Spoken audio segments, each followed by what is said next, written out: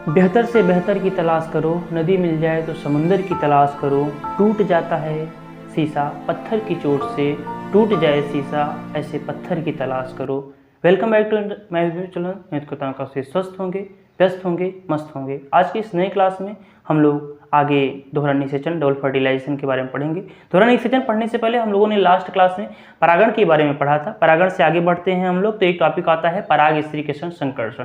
पराग स्त्रीकेशन संकर्षण का मतलब ये होता है, ये जो पराग स्त्रीकेशन संकर्षण का मतलब ये होता है कि जो परागकोश होता है, जब परागकोश से परागकण निकलते हैं, जब वह स्त्री के वर्तिकाग्र तक पहुंचते हैं। ये लास्ट क्लास में बताया गया था कि परागकोश से परागकण निकलकर स्त्री के वर्तिकाग्र तक पहुंचते हैं।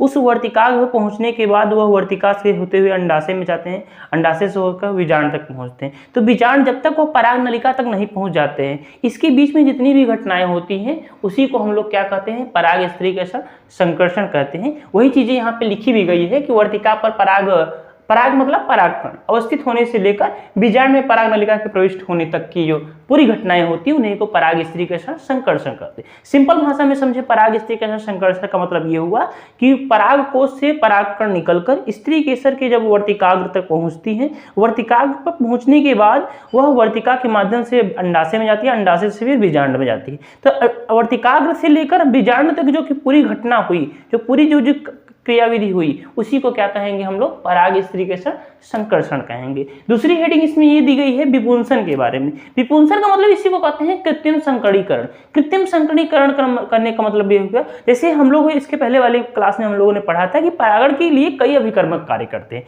कई अभिकर्मक कार्य करने का मतलब ये हुआ कि जैसे कि जल द्वारा परागण होता है, वायु द्वारा परागण होता है, पक्षियों द्वारा परागण होता है, चमगादड़ द्वारा परागण होता है और कई चीज़ों द्वारा परागण होता है, मतलब कई अभिकर्मक होते हैं। लेकिन जब हम लोग को अपने से कराना होगा, मतलब इंसान स्वयं से परागण कराए, मतलब किसी माध्यम की आवश्यकता न पड़े, कोई अभिकर्मक न ले, इंसान स्वयं से परागण करने के लिए दो चीजें उपस्थित होती हैं। एक होता है विपुंसन, दूसरा होता है बैंगिंग या बोरावस्थावरण। बैंगिंग या बोरावस्था। तो ध्यान दीजिए, जो विपुंसन होता है यह क्या होता है कि जब कोई मादा जनक मतलब कोई स्त्री केसर, जब कोई स्त्री केसर द्विलिंगी होंगे, मतलब उसमें नर और मादा दोनों पाए जाएंगे। जब कोई स्त्री केसर मतलब ऐसा कोई पौधा लीजिए जिसमें नर और मादा दोनों लिंग पाए जाते हैं, उन्हें क्या कहेंगे, द्विलिंगी कहते हैं। तो जब कोई पौधा द्विलिंगी होगा उसी में क्या होगा, विपुंसन होगा। विपुंसन में क्या होता है कि जब कोई द्विलिंगी पुष्प धारण करता है तो उसके क्या होता है कि जो पराग कण होते हैं, उसके जो पराग होते हैं उसको फटने से पहले, जो परागकण होते हैं परागकोश को फटने से पहले, ताकि वो परागकण ना निकल पाए, परागकोश फटने से पहले ही उस परागकण को एक चिमटी की सहायता से अलग कर लेते हैं। एक चिमटी की सहायता से उसको कट करके अलग कर ले, उसी को क्या कहेंगे, विपुंसन। ध्यान दीजिए कि जब कोई पौधा द्विलिंगी हो, जब कोई पौधा द्विलिंगी हो और उसके परागकोश से परागकोश को कट करके अलग कर दिया जाए, किसके पहले, जब तक परागकण फटे ना, जब तक परागकोश फटे ना, परागकण बाहर न निकले, उसके पहले ही उसको कट करके अलग कर लिया जाए, उसे ही क्या कहेंगे, विपुंसन कहते हैं। वही लिखा गया है कि यदि कोई मादा जनक द्विलिंगी पुष्प धारण करता है तो पराग के स्फुटन से पहले पुष्प कलिका के परागकोश के निष्कासन हेतु एक जोड़ा चिमटी का इस्तेमाल आवश्यक होता है। इस चरण को विपुंसन कहा जाता है। सिंपल भाषा में यही है कि जब कोई परागकोश फटने से पहले उसको चिमटी की सहायता से कट करके अलग कर लेना ही विपुंसन कहलाता है। ओके प्यारे बच्चों, दूसरी चीजें आती हैं बैंगिंग या बोरावस्थावरण। ध्यान दीजिए, दोनों नाम एक ही है, बैंगिंग या बोरावस्थावरण। बैंगिंग या बोरावस्थावरण का मतलब ये होता है कि जब कोई पौधा हो, उसके जो परागकण हो, जब कोई पौधा हो उसके जो परागकण हो, जब उसको किसी एक बटर पेपर या बहुत पतले पेपर से या किसी बहुत पतले पन्नी से, बहुत पतले पॉलीथीन से या बहुत पतले पेपर से जब उसको ढक दिया जाए, जब उसके परागकण को ढक दिया जाए ताकि वह आपस में स्वपरागण न कर सके। ठीक है, जब कोई पौधे या कोई पौधा द्विलिंगी हो और उसके एक वाले पार्ट को, मतलब परागकण वाले पार्ट को, उसको क्या करें, किसी पन्नी से या फिर किसी बटर पेपर से या बहुत पतले पन्नी से उसको ढक दिया जाए, उसको कवर कर दिया जाए, उसे ही क्या कहते हैं, बैंगिंग या बोरावस्थावरण कहते हैं। वही चीज इसमें लिखी गई है कि विपुंसित पुष्पों के उपस्थित आकार की थैली से आवृत किया जाना चाहिए, जो सामान्यतः बटर पेपर या पतले कागज की बनी होती है। ध्यान दीजिएगा, इसको बटर पेपर से ढका जाता है, इस चीज याद रखिएगा, ताकि इसके वर्तिकाग्र अवच्छिन्न परागों से बचाया जा सके।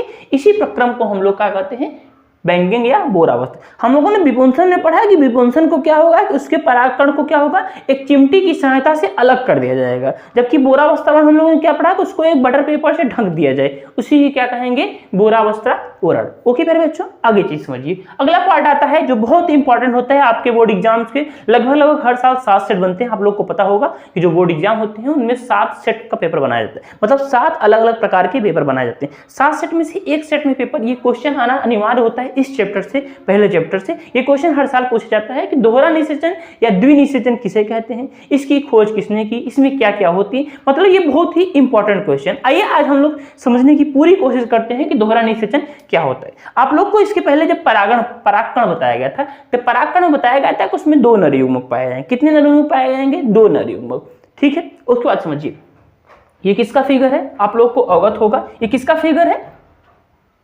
ये भ्रूण कोश का फिगर है। आप लोग को जब आप लोग को बताया जा रहा था स्त्री केस है तो उसमें पढ़ाया गया था कि ये भ्रूण कोश है। भ्रूण कोश में आप लोग को बताया गया था जो नीचे वाला पार्ट होता है, देखिए ध्यान दीजिएगा, सभी पौधों के जो बीज होते हैं उनके भ्रूणकोश के आकार अलग अलग होते हैं, लेकिन कुछ पौधों के भ्रूणकोश के आकार इस तरीके के होते हैं। जो नीचे वाला पूरा पार्ट होता है, जो नीचे के दोनों होते हैं उनको कहते हैं सहायक कोश का, ऊपर वाला ये जो पाया जाता है उसको कहते हैं अंडकोश का, ये जो बीच में पाया जाता है इसको कहते हैं ध्रुवी कोश का, ये जो ऊपर होता है उसे प्रतिव्यसांत कोशिका कहते हैं। ये प्ररूपी एक भ्रूणकोश है। ओके प्यारे बच्चों, आगे समझिए। इसमें से मतलब ये जो परागकण होगा उसमें से 2 नर युग्मक निकलेंगे। कितने नर युग्मक निकलेंगे, 2 नर युग्मक। एक नर युग्मक क्या होगा, ये आपकी अंड कोशिका से आकर मिल जाएगा, और दूसरा नर युग्मक जो होगा वह ध्रुवी कोशिका से आकर मिल जाएगा। ध्यान दीजिए, पहला नर युग्मक किससे मिलेगा, अंड कोशिका से। जब पहला नर युग्मक अंड कोशिका से मिलेगा, जब पहला नर युग्मक अंड कोशिका से मिलेगा, किससे मिलेगा, अंड कोशिका से मिलेगा, तब यह निर्माण करेगा युग्मनज का। किसका निर्माण करेगा, युग्मनज का। और ये जो युग्मनज होगा इसी को इंग्लिश में जाइगोट कहते हैं। ये कैसा होगा, द्विगुणित होगा। चूंकि जो नर युग्मक होता है ये अगुणित होता है, और अंड कोशिका भी कैसी होती है, अगुणित होती है। ध्यान दीजिए, पहला नर युग्मक किससे मिलेगा, भ्रूण कोश के अंड कोशिका से। अंड कोशिका कैसा होगा, अगुणित होगा, वह मिलकर क्या बनाएगा, युग्मनज का निर्माण करेगा, जिसको इंग्लिश में जाइगोट कहते हैं। और जाइगोट जो होता है वह कैसा होता है, द्विगुणित होता है। ध्यान दीजिए, और जो दूसरा नर युग्मक होगा वह ध्रुवी कोशिका से मिलेगा। ध्यान दीजिए, जो दूसरा नर युग्मक होगा वह किससे मिलेगा, दूसरा नर युग्मक जो होगा वह किससे मिलेगा, ध्रुवी कोशिका से मिलेगा। किससे मिलेगा, ध्रुवी कोशिका से मिलेगा। और इसी ध्रुवी कोशिका को हम लोग केंद्रीय कोशिका भी कहते हैं। ध्यान दीजिएगा, इसी ध्रुवी कोशिका को क्या कहते हैं, केंद्रीय कोशिका भी कहते हैं। ध्यान दीजिए, दोनों बात सेम है। ये जब ध्रुवी कोशिका से मिलेगा तब यह बनाएगा प्राथमिक भ्रूणपोष केंद्रक। क्या बनाएगा, प्राथमिक भ्रूणपोष केंद्रक। क्या बनाएगा, प्राथमिक भ्रूणपोष केंद्रक बनाएगा, प्राथमिक भ्रूणपोष केंद्रक बनाएगा। और ये जो प्राथमिक भ्रूणपोष केंद्रक होगा यह त्रिगुणित होगा। कैसा होगा, त्रिगुणित होगा। क्यों, क्योंकि नर युग्मक जो होता है अगुणित होता है, और जो ध्रुवीय कोशिका होती है वह द्विगुणित होती है। ध्यान दीजिएगा, आप कहीं भी पढ़ेंगे ये चीज ध्यान नहीं दिया जाता है कि जो ध्रुवीय कोशिका होती है वह द्विगुणित होती है।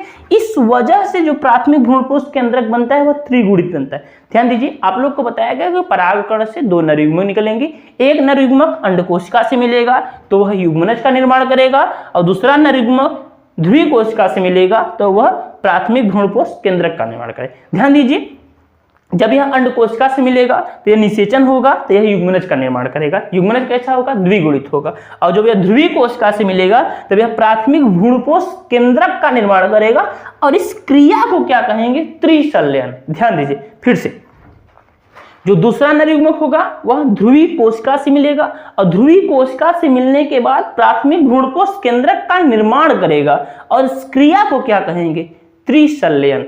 ठीक है, जो ध्रुवीय कोशिका होगी वह द्विगुणित होगी। ध्यान से फिर से मैं बताता हूं, यह आपका भ्रूणकोश, भ्रूणकोश में पाया जाएगा अंडकोशिका। जब पहला नर युग्मक अंडकोशिका से मिलेगा तब वह युग्मनज का निर्माण करेगा, युग्मनज जो होगा वह द्विगुणित होगा। द्विगुणित होगा युग्मनज, और दूसरा नरयुग्मक जो होगा वो ध्रुवी कोशिका से मिलेगा। और ध्रुवी कोशिका कैसा होता है, द्विगुणित होता है, और जो नर युग्मक होता है वो अगुणित होता है। तो द्विगुणित और अगुणित मिलकर त्रिगुणित बनाते हैं। तो मतलब अगुणित और द्विगुणित मिलकर त्रिगुणित बनाते हैं, जिसको प्राथमिक भ्रूणपोष केंद्रक कहते हैं। ओके, ध्यान दीजिए इस पूरी घटना को। देखिए एक बार निषेचन हुआ, दूसरी बार निषेचन हुआ। चूंकि एक बार निषेचन हुआ तो युग्मनज का निर्माण किया, दूसरा बार निषेचन हुआ तो प्राथमिक भ्रूणपोष केंद्रक का निर्माण किया। दो बार निषेचन होने के कारण इसीलिए इसको कहा जाता है दोहरा निषेचन, द्विनिषेचन, डबल फर्टिलाइजेशन। ओके मेरे बच्चों, आइए एक बार हम लोग इसको पढ़ने की कोशिश करते हैं। यही लिखा गया है कि एक सहायक कोशिका में प्रवेश करने के बाद परागनलिका जो होगी वो द्वारा जीवद्रव्य के कोशिका में दो नरयुग्मक अवमुक्त किए जाते हैं। इनमें से एक नरयुग्मक अंड कोशिका से की ओर गति करता है और केंद्रक के साथ संगलित होता है, जिसके युग्मक संलयन पूर्ण होता है, जिसके परिणाम स्वरूप द्विगुणित कोशिका, एक द्विगुणित कोशिका युग्मनज का निर्माण करती है, रचना करती है, तथा दूसरा नरयुग्मक जो होगा वह केंद्रीय कोशिका में स्थित दो ध्रुवीय केंद्रकी की ओर गति करता है और उनमें संगलित होकर त्रिगुणित प्राथमिक भ्रूणपोष केंद्रक का निर्माण या बनाता है। इस क्रिया को त्रिसंलयन कहते हैं। चूंकि एक जो भ्रूणपोष होता है वह दो प्रकार के संलयन करता है, एक बार युग्मनज होता है, दूसरा बार प्राथमिक भ्रूणपोष केंद्रक बनता है। इसीलिए इस घटना को डबल फर्टिलाइजेशन कहते हैं। चूंकि यह डबल फर्टिलाइजेशन की जो खोज की गई थी, अब वेरी वेरी इंपॉर्टेंट क्वेश्चन है कि दोहरा निषेचन की जो खोज की गई थी एस.जी. नवाज़ी ने किया था। किसने किया था? एस.जी. नवाज़ी ने किया था। उसके बाद क्या होगा, ये जो आपका युग्मनज है ना, ये आगे चलकर भ्रूण में बदल जाएगा। ये जो युग्मनज होगा वो किस में बदल जाएगा? भ्रूण में बदल जाएगा। और यह आपका प्राथमिक भ्रूणपोष केंद्रक है, यह किस में बदल जाएगा? भ्रूणपोष में बदल जाएगा। और यही भ्रूणपोष आगे चलकर ये जो युग्मनज से बना हुआ भ्रूण होगा उसको पोषण देने का कार्य करेगा। ध्यान दीजिए, भ्रूणपोष, भ्रूण को पोषण कौन देता है? भ्रूणपोष देता है। ओके, भ्रूणपोष कहाँ बना? प्राथमिक भ्रूणपोष केंद्रक से बना। चूंकि दोहरा निषेचन किसे कहेंगे, फिर समझने की कोशिश कीजिए कि जो परागकण होंगे उसमें से दो नरयुग्मक निकलेंगे। एक नरयुग्मक जो होगा अंड कोशिका से मिलेगा, तब यह युग्मनज का निर्माण करेगा, और दूसरा नरयुग्मक जो होगा वह ध्रुवीय कोशिका या केंद्रीय कोशिका से मिलेगा, तो वह किसका निर्माण करेगा? प्राथमिक भ्रूणपोष केंद्रक का निर्माण करेगा। चूंकि जो युग्मनज होता है वह द्विगुणित होता है और प्राथमिक भ्रूणपोष जो केंद्रक होता है यह त्रिगुणित होता है। तो जब दूसरा नरयुग्मक ध्रुवीय कोशिका से मिलता है तो वह प्राथमिक भ्रूणपोष केंद्रक का निर्माण करता है। इसी घटना को क्या कहते हैं? त्रिसंलयन कहते हैं। ओके प्यारे बच्चों, आगे समझने की कोशिश कीजिए कि दोहरा निषेचन जो होगा इसकी खोज किसने की थी? एस.जी. नवाज़ी ने किया था। ओके, इस टॉपिक को समझिए, आप लोग नोट डाउन कीजिए, उसके बाद फिर हम लोग आगे बढ़ते हैं।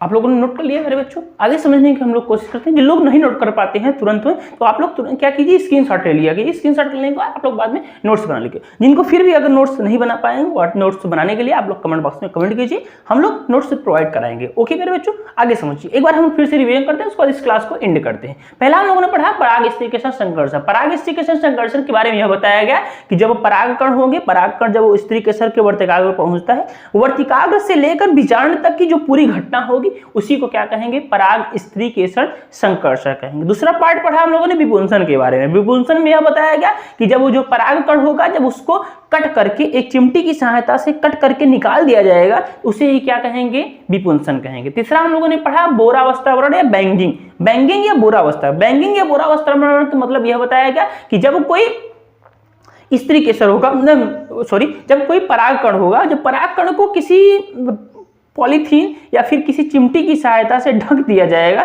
उसे ही क्या कहेंगे? बैंगिंग या बोरावस्थावरण कहेंगे। अगली लास्ट चीज जब हम लोगों ने डबल फर्टिलाइजेशन के बारे में पढ़ा, दोहरा निषेचन के बारे में यह पढ़ा कि जो परागकण होंगे वो दो नरयुग्मक की उत्पन्न करेंगे। एक नरयुग्मक जो होगा वह अंड कोशिका से मिलेगा तो युग्मनज का निर्माण करेगा जो द्विगुणित होगा। दूसरा नरयुग्मक जो होगा वह ध्रुवीय कोशिका से मिलेगा जो प्राथमिक भ्रूणपोष केंद्रक का निर्माण करेगा। प्राथमिक भ्रूणपोष केंद्रक जो होता है वह त्रिगुणित होता है। और इस पूरी इस घटना को क्या कहेंगे? त्रिसंलयन कहते हैं। चूंकि दो बार निषेचन हो रहा है, एक बार युग्मनज का निर्माण हो रहा है, एक बार प्राथमिक भ्रूणपोष केंद्रक का निर्माण होता है, इसलिए इसको डबल फर्टिलाइजेशन, दोहरा निषेचन कहते हैं। और दोहरा निषेचन की जो खोज की गई थी एस.जी. नवाज़ी ने किया था। लास्ट चीज आप लोग को बताई गई थी कि जो युग्मनज होता है वह भ्रूण में परिवर्तित हो जाता है और प्राथमिक भ्रूणपोष केंद्रक जो होता है भ्रूण कोष में परिवर्तित हो जाए। आगे चलकर हम अगली क्लास में हम लोग ये पढ़ेंगे कि प्राथमिक भ्रूणपोष क्या होता है, उसका गैर एल्बुमिनस बीज क्या होते हैं, असंग जनन क्या होता है, बहुभ्रूणता क्या होती है, इन सब की चीज के बारे में हम लोग नेक्स्ट क्लास में पढ़ेंगे। मिलेंगे नेक्स्ट क्लास में, तब तक के लिए जय हिंद।